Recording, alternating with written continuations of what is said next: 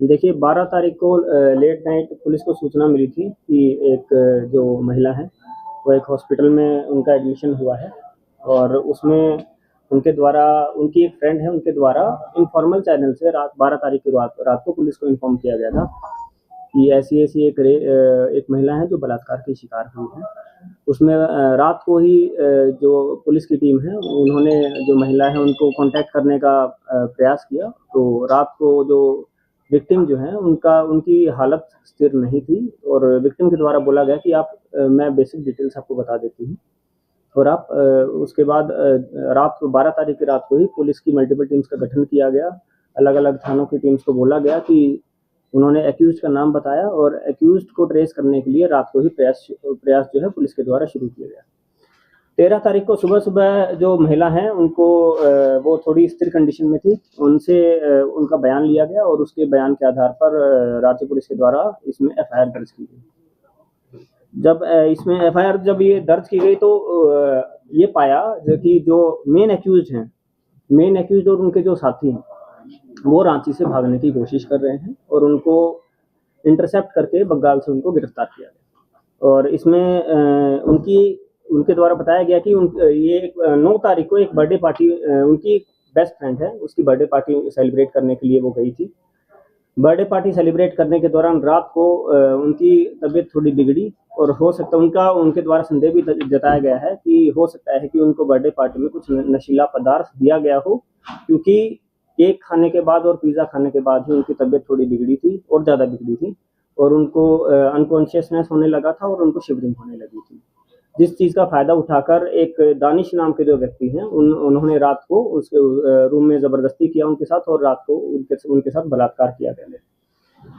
महिला से जब पूछा गया कि आपने इतना लेट इन्फॉर्म क्यों किया तो जो विक्टिम है वो काफ़ी डर गई थी। उन्होंने लेकिन जो जिसकी बर्थडे पार्टी में वो गई थी, पोली विश्वकर्मा, तो अपनी फ्रेंड को उन्होंने सूचित किया था नेक्स्ट डे मॉर्निंग ही। हालाँकि उन्होंने भी उनको यही बोला कि आप पुलिस को संपर्क मत करिए, इसमें बेइज़्ज़ती हो जाएगी या जो भी अलग-अलग तथ्य अलग-अलग एक्सक्यूज़ लेके उन्होंने इसको विक्टिम को मैनिपुलेट करने की कोशिश करी कि आप पुलिस को कॉन्टैक्ट मत करिए। और उनके द्वारा और भी ऐसे हमारे पास एविडेंस सामने आए हैं जिसमें जो ओली विश्वकर्मा जो हैं उन्होंने एविडेंस छुपाने की कोशिश करी है और उनका जो कनाइवेंस है इस क्राइम में उससे इनकार नहीं किया जा सकता है। ओली की जो ये बर्थडे पार्टी थी उसको होस्ट करने वाले उसका ओली का एक बॉयफ्रेंड है शादाब। शादाब ने ये पार्टी होस्ट करी थी, वो अभी गिरफ्त से बाहर है। उनकी जो इस क्राइम में कनाइवेंस है उससे भी अभी तक इनकार नहीं किया जा सकता है तथा अभी वो फरार है। जो मेन जो एक्यूज्ड है दानिश, जिन्होंने इस घटना को कारित किया और उनके एक साथी हैं फहद। फहद का भी काफ़ी रोल इसमें आ रहा है और फहद का भी जो एविडेंस को छुपाने में उसका रोल आ रहा है, साथ ही साथ इस क्राइम को फैसिलिटेट करने में भी फहद का रोल आ रहा है।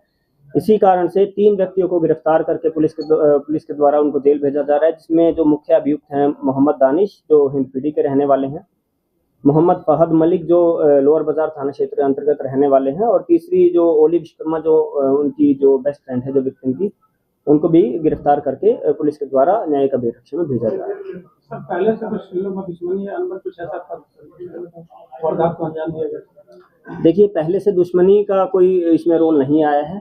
हालाँकि इसमें जो ओली विश्वकर्मा जो है वो इसकी काफ़ी अच्छी दोस्त है विक्टिम की और ओली विश्वकर्मा का जो बॉयफ्रेंड है जो शादाब है तथा उसके जो ये जितने बाकी जो ये अलग-अलग दोस्त हैं, इनमें से जो मेन एक्यूज़्ड है वो भी शादाब का एक अच्छा दोस्त है। और रात में ही जब इनके द्वारा पार्टी की गई तथा इनके द्वारा आपस में जो भी बातचीत हुई उसके बाद उनके जब तबीयत बिगड़ने लगी उस लड़की की या कुछ उसको खाना खाने के बाद एक और चीज़ इसमें सामने आई कि जो विक्टिम है उनकी तबीयत हल्की-फुल्की पहले से हल्की खराब थी। हालाँकि जैसे ही वो रात को जो पिज़्ज़ा जो उनके द्वारा मँगाया गया, उसके बाद उनकी तबीयत ज़्यादा बिगड़ी है। पुलिस हर एंगल से इस जो वारदात या जो घटना है, हर एंगल से इसमें जाँच कर रही है। पिज़्ज़ा में कौन-कौन से धाराओं में केस हुआ है सर?